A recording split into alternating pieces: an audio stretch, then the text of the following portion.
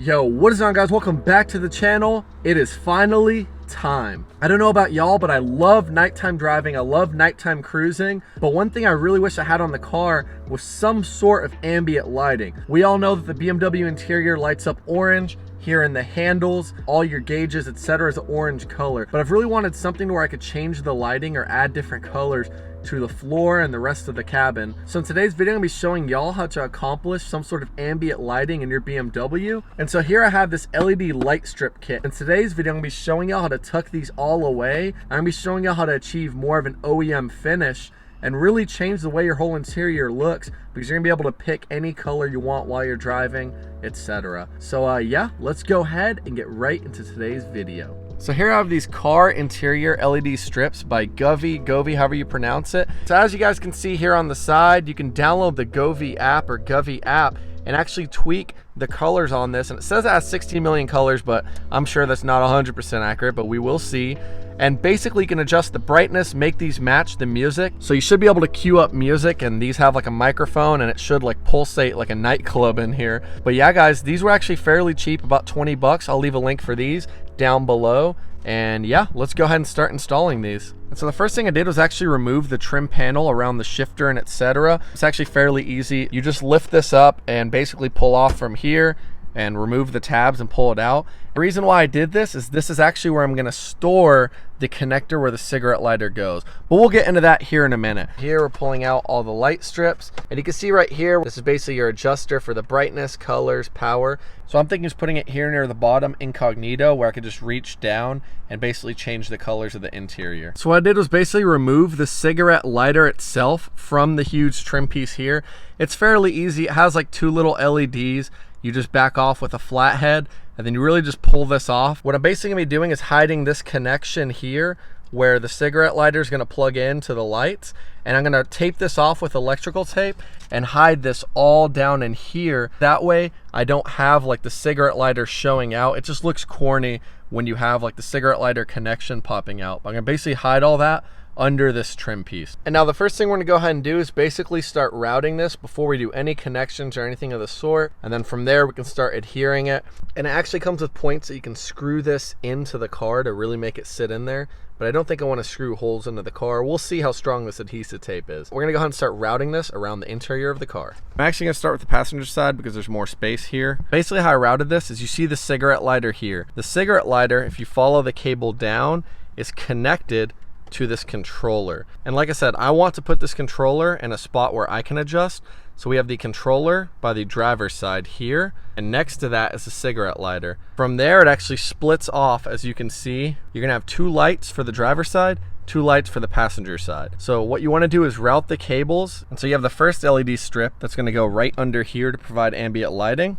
And then if you follow the same cable back, we have it routed to where we have our other LED strip that's going to go under the rear passenger side. And then same thing where it splits off here, we're basically going to follow that, and we're going to have our driver's side strip, and then around the back side we're going to have the other LED strip for the rear. Go ahead and start with just applying the adhesive. We're basically going to put the strips all the way in the very back there to where they cannot be seen. I basically went ahead and put the adhesive strip on facing downwards, and then from here all I'm going to go ahead and do is basically tuck in these cables and make sure I don't pry down against it. And I have this cover loose, not intentionally. You don't have to do that, but all I'm literally going to do is grab this cable and tuck it under the back side. Coming under to the rear seat right here, I'm just showing you guys where I attach the LED strip here at the bottom. There's actually a metal bar, and you can see if you feel around right here, this is where the metal bar is. That's actually perfect for installing this.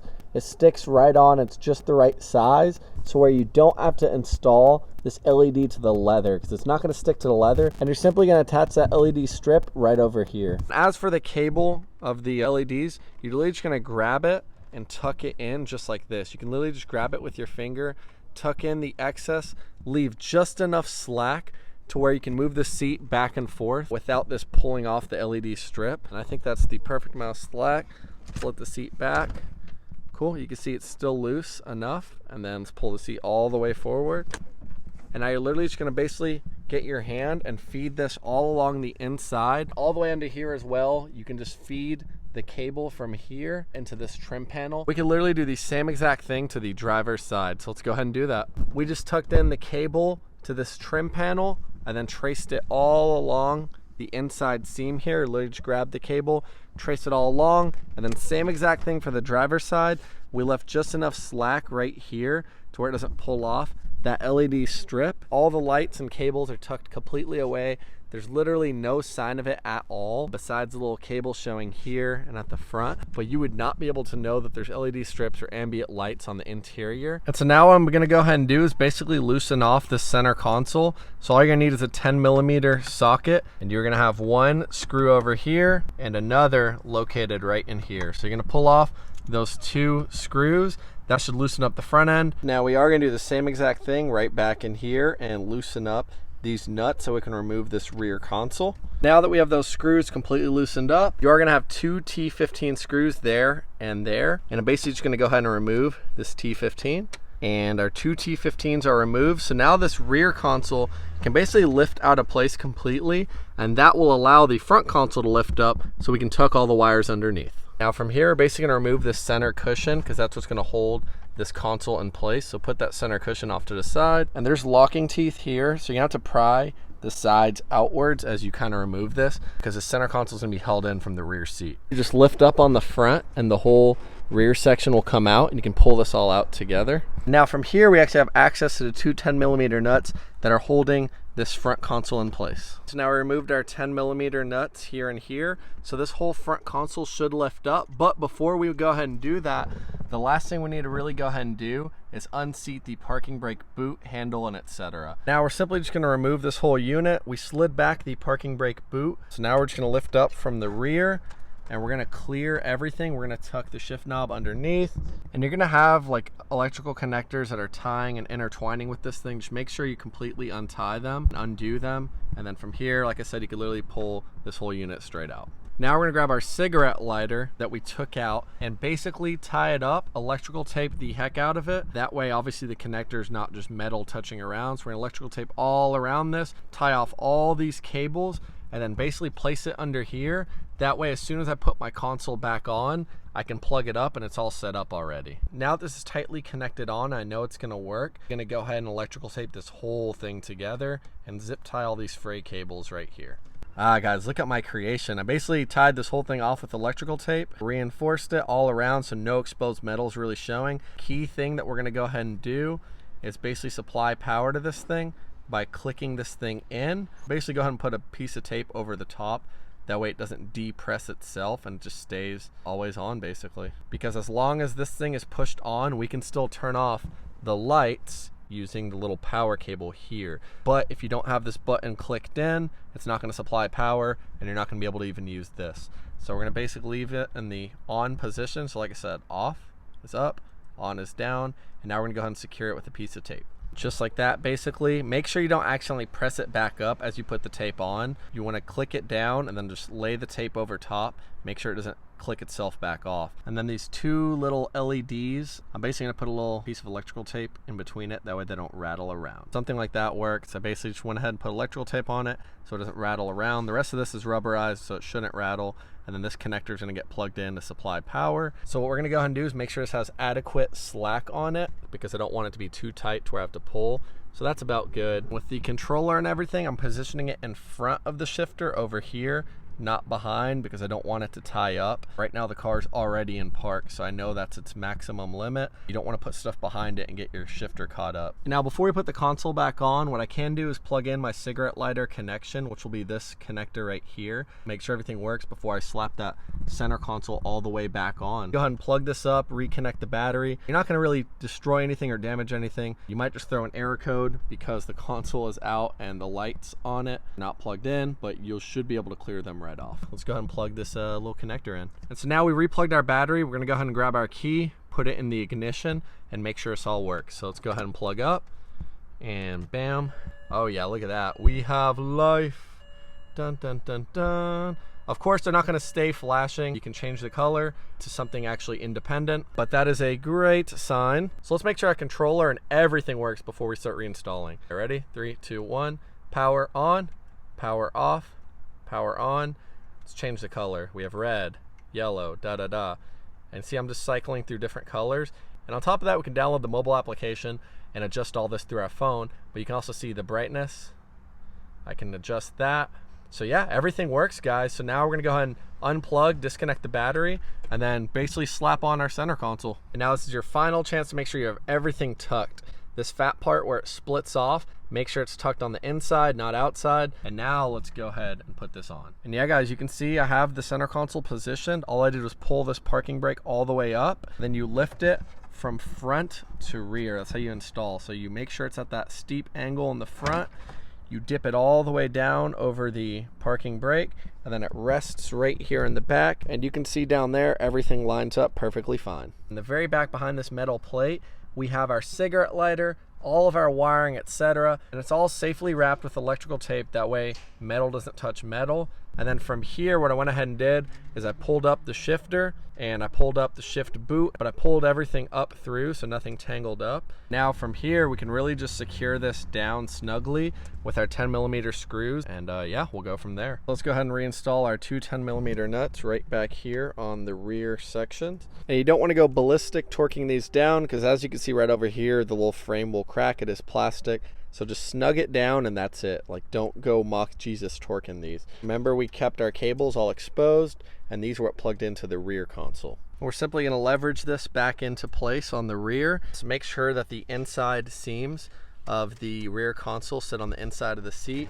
And just make sure you're lining up the holes with the two studs here.